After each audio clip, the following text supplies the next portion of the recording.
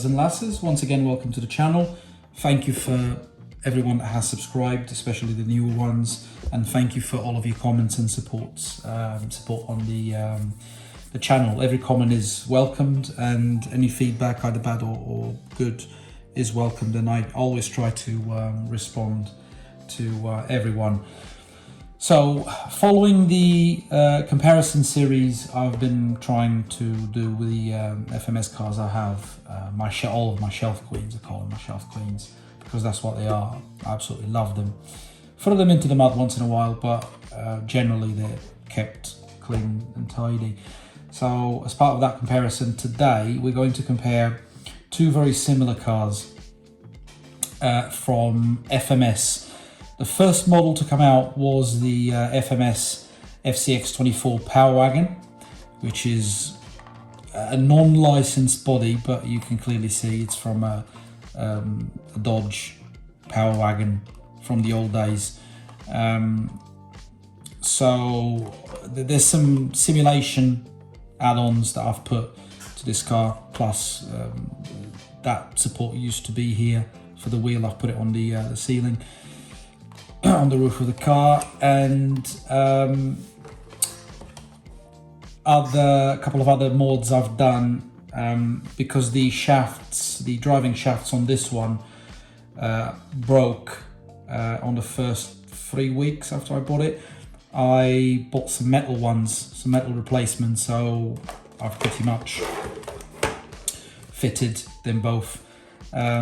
So although the body shells are completely different, this model came after the Power Wagon as a licensed Chevrolet K5. Very, very beautiful model, but they share the same chassis, the same gearbox. It's a 2-speed gearbox, the same 130 motor, the same servos, although the K5 comes with a servo saver, which is all well and good, but for a rock crawler, doesn't make much of a difference.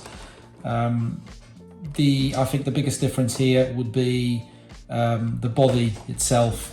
Whereas the Power Wagon has a bit of half a body, quite lightweight, the K5 is a fully fledged heavier body, so that will have an effect on the car's behavior. So the K5 is far more top heavy than the Power Wagon is. Having said that, I have put 15 grams of weight at the front of the K5, and the Power Wagon has around 30 grams of weight on the other side of the car. In terms of wheels and tyres, I've refitted the original tyres that come with this car. The wheels are the same. These wheels are from the Magnum, but the wheels that come with this one are exactly the same, but just painted in silver. There's some added simulation bits and bobs that won't mess too much with the car's weight distribution. Whereas this one, it comes with bigger tractor wheels, but I'm using those wheels on another car, so I just don't want to be messing about too much with wheels. What I've done, I've reused the wheels and tires of the FMS LC80, the first model, which I think for what I've tried to do with this car, a more vintage, older, used look, I think these wheels and tires go a bit better with this car than the tractor wheels and tires originally that come with it. Plus, they now sit relatively at the same height, so they've got relatively the same ground clearance. Again, the biggest difference will be the weight distribution, whereas this is heavier, much heavier, due to the body shell. This is lighter, but the wheel distance and ground clearance is basically the same now. So what we're going to do, because these are very, very good rock crawlers, I'm going to try and use all of the obstacles on my back crawler course. I'll probably try and film one at a time going through the whole course. I'm yet to decide, but regardless, I'm going to do every single course. There's no every single obstacle. There's no agreed or right or wrong way of going around my crawler course. I'll just make it as long as I go, but I'll try and keep it consistent between both models, i.e. The route I choose, whichever car goes first, I'll try and maintain the same route for the car that goes second. So in terms of transmitters, they have slight differences. The Power Wagon transmitter is, I don't know if I can call it the old-fashioned one, but for the purpose of this video, let's call it the old-fashioned. Whereas you've got the ESC controls, where you can control what type of battery, the brake. Now I forget the bloody name for it, but it'll come to me when not needed anymore. And with the newer transmitter version, you've got everything in there in these buttons. I like the newer transmitter. It's a bit sleeker than the older one, but I would have preferred FMS to have kept the ESC controls on the new transmitter, because it makes things easier. So you just, you open your manual and it's quite clear as crystal water in the manual what these little buttons do and what they're there for, and having that there is quite significant and easier to use and change your settings throughout your usage. Whereas this one, you have to get very, very familiar with what each button does, because there's no description here. You have to really, really go into depths on the manual to try and figure out what these do. And then some of these buttons are combined with other buttons to do something that probably you only needed to keep this to be able to do it in the end. But hey ho, rant over. We're going to give it a try on both models and see how they go. Spoiler alert, they will be very, very similar in terms of performance, because they share the same chassis, same motor, same gearbox, same everything. I think what the difference may come to at the end of the day is the bigger and heavier body on the K5 versus the lightweight and half body, if I can call it that, on the Power Wagon. One of the things I've found out throughout the usage of the K5, especially on my back garden crawler course, is that both the front bumper and the rear bumper get easily caught on relatively high obstacles, whereas you don't have that issue with the Power Wagon, because the Power Wagon has got a very minute front bumper and it has nothing at the back. I think you'll probably get to see what I'm referring to, but I quite often find that, especially the rear bumper, when I'm coming down an obstacle or something like that, if the obstacle is still quite high, it will catch the car and it will prevent it from moving around. So hopefully you'll get to see that on the video. So yeah, we'll jump on the back garden straight away. So this is going to be the starting point, and the objective is to do the whole course, or try and do the whole course with each truck in one go. So let's see how it goes.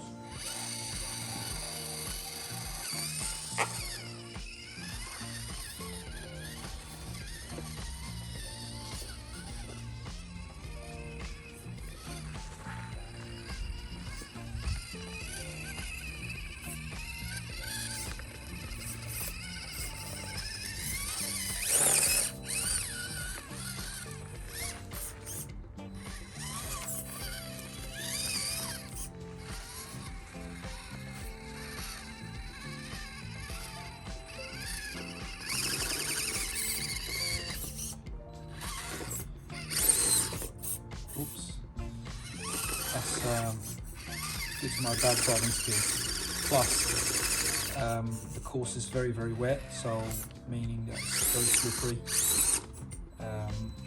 due to recent heavy rain. So I think both trucks may struggle on the timber obstacles just because of it's just damp at the moment.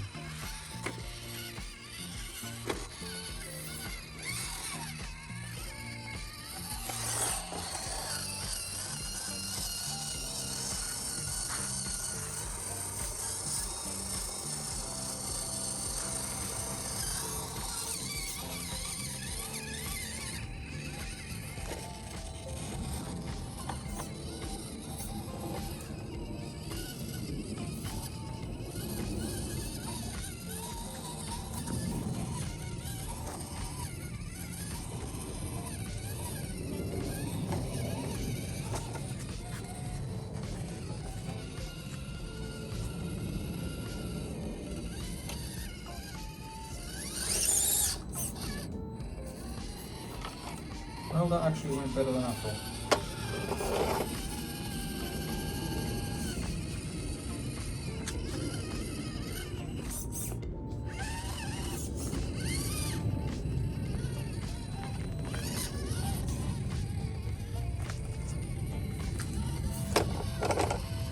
See what I mean about the front and rear bumpers? In this particular case, it was the rear bumper that caught on that little concrete obstacle.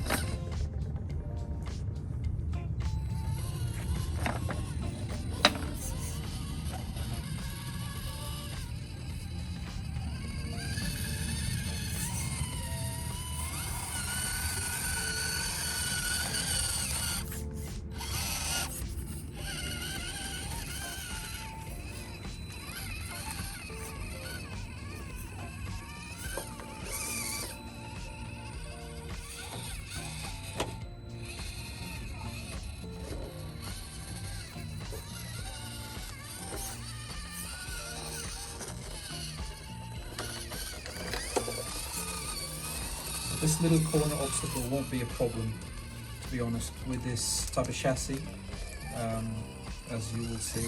Whereas on the older chassis, like the LC80 and the FJ Cruiser, it becomes a problem because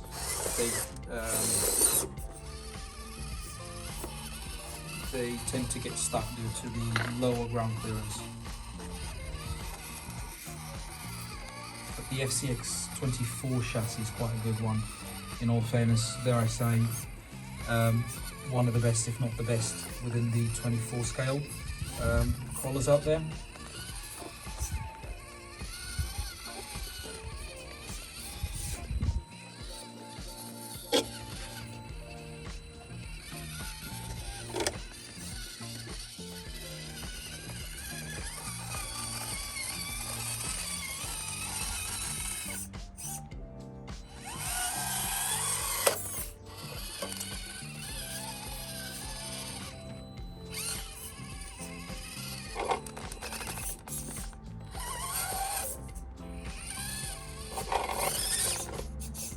That rear bumper, getting it kinda stuck, just scrapes on the ground. If it fails, it's more down to my driving skills than the car itself, so let's go on take two. Let's take two.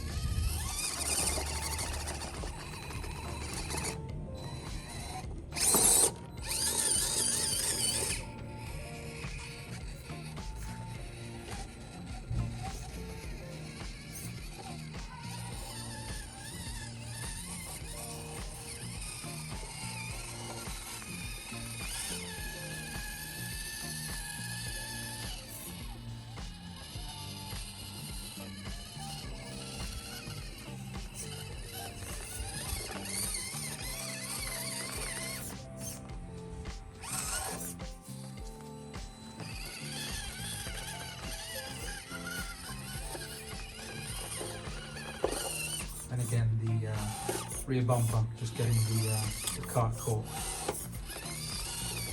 And this is probably where you'll get to see that rear bumper preventing that car from moving up. As you can see, the rear bumper just gets caught.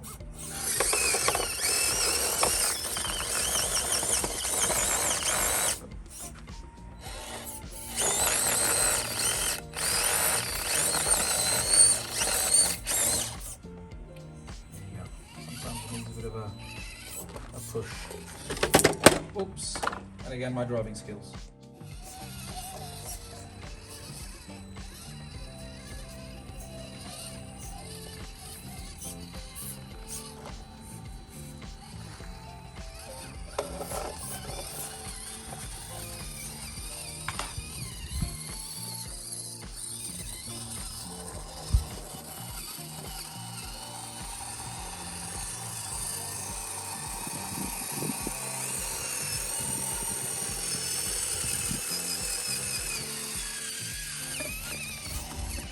Here we go to the final one.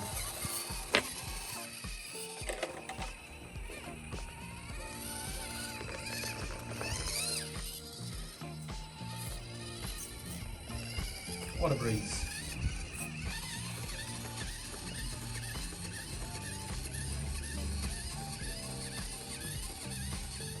Let's try the Power Wagon then. So just to clarify, both trucks are in first gear. So although these trucks have got 1 and 2nd gear, the crawling gear is first gear. So I'm only using first gear on this crawling course. And they're basically the same because the gearbox is exactly the same. So in terms of modulation, they are exactly the same.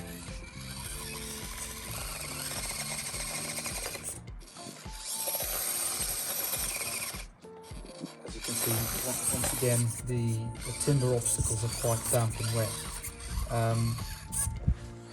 And some of you may debate that fitting the original tyres would have given more accurate comparison between those two models.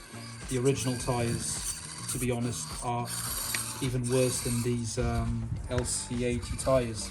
So I find these LC80 tyres to actually be very, very underrated, especially the new ones that come with the FCX18. They're the same type of tyre, but they're made of what FMS says to be a 30% softer compound. So they're actually quite great.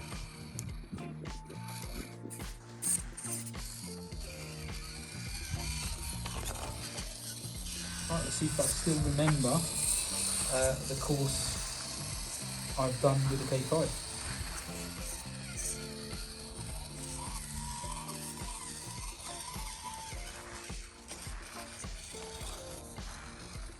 And as you can see, this one is easier, far easier than the K5 is in terms of it hasn't got a rear bumper and the front bumper is quite small and short, so it doesn't easily get stuck like the K5 does.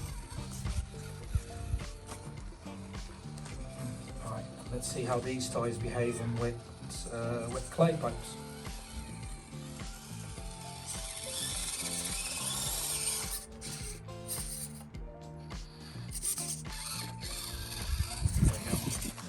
More or less the same thing as the K5, to be honest. As I said, I find these LC80 tyres to be quite underrated. They are quite good. For what they are, they're very good.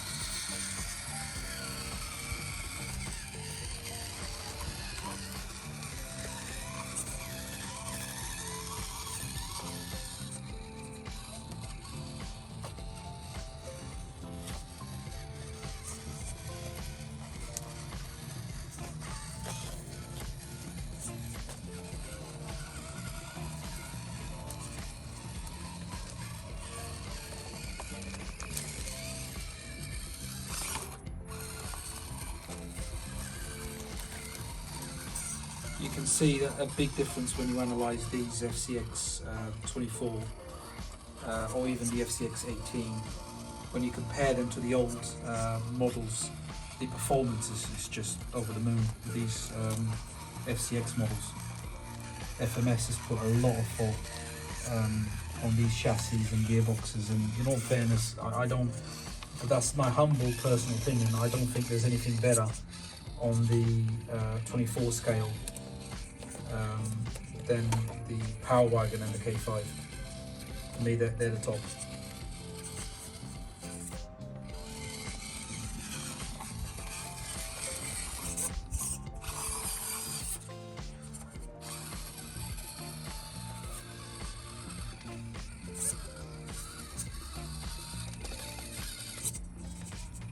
You can actually see when comparing the K5 going over this obstacle, the Power Wagon went over the obstacle far easier. So it may be due to the tyres, but it's also those front and rear bumpers on the K5. They get stuck very easily.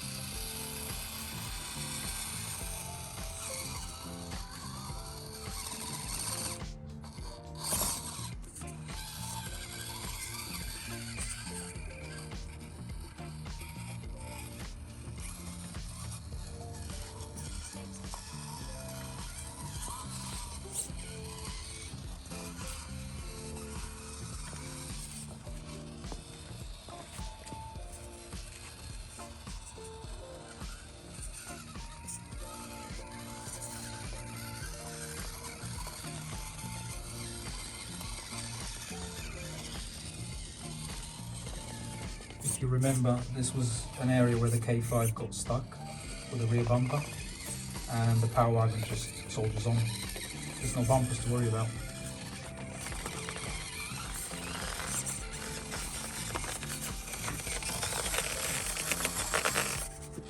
This is a bit of a whoops, and that's more due to my driving skills than anything else, to be honest.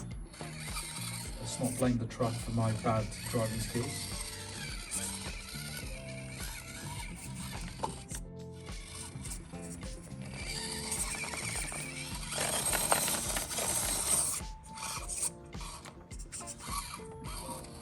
See if I've managed to crush Power Wagon. Oh, well, not really, thankfully. And this is where you can see that the K5's body, being way heavier than the Power Wagon, makes a huge difference on such an obstacle like that. When you're trying to descend, the car being top heavier than the Power Wagon is, you're going to have all of that top heavy weight pushing the car down. Not excusing my poor driving skills, don't get me wrong. That's what happens when you've got a heavier body in the top, like a more top heavy type of body, which the Power Wagon doesn't suffer from. And off we go to the last obstacle of the course.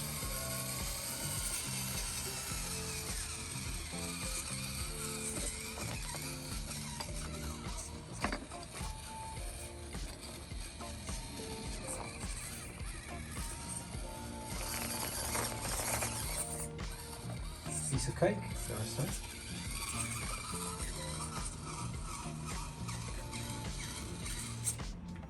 And here we are. So, in summary, they're both what I consider, in my humble opinion, to be the best within the 24 scale.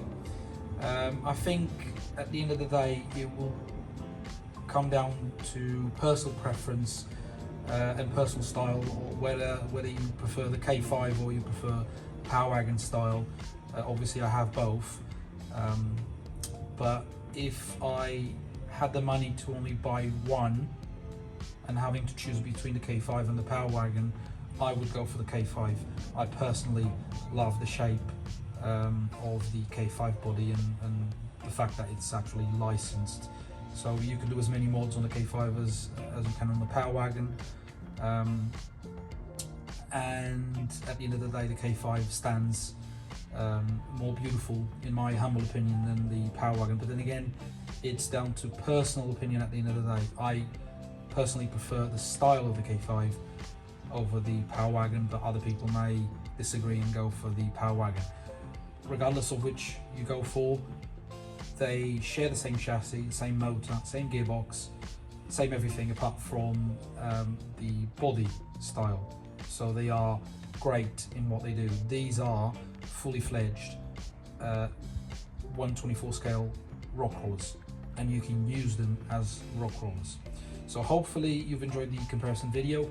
I will follow up with more videos comparing other models that I've got until I run out of models to compare with. So hopefully you've enjoyed. Have a great day, and we'll see you soon. Cheerio.